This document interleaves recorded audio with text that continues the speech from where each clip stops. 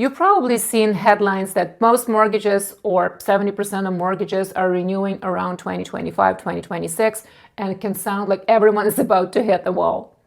If you're part of that wave, the real question is, what does it actually mean for you and your payment?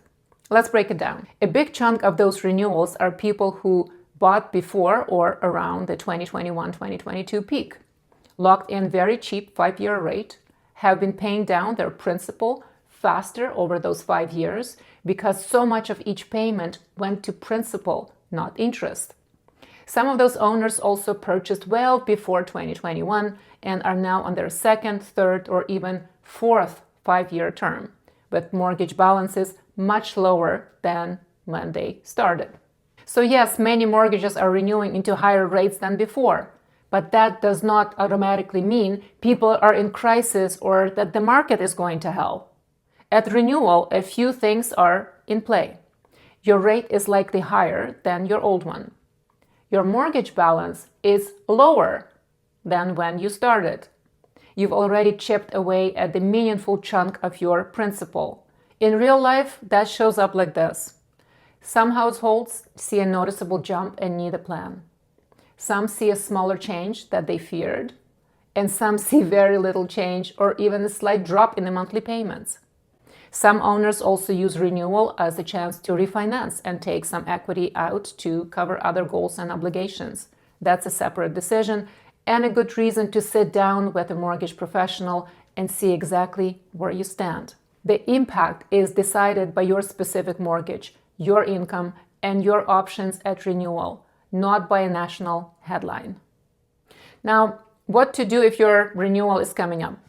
If your mortgage is renewing this year or in the next 6 to 12 months, don't wait for the renewal letter. Take an hour now to see where you stand. Your nervous system will thank you later. Talk to your current lender and a mortgage broker. Get a rough payment estimate at today's rate.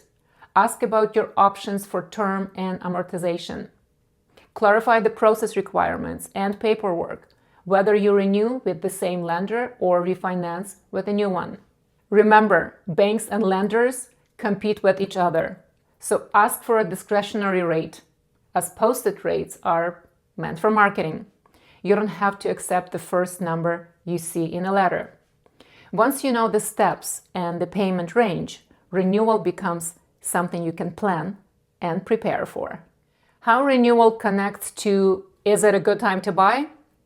This renewal wave matters because people renewing are already homeowners. Some of them are quietly asking, if I'm touching my mortgage anyway, is this the moment to also change the home attached to it? For some, the answer is yes. The new payment is manageable, they've built decent equity, and the move actually solves a real problem: space, finances, school, commute, health, family. And for others, the honest answer is no. This renewal is about stabilizing what they have, not upgrading yet. Both are legitimate positions.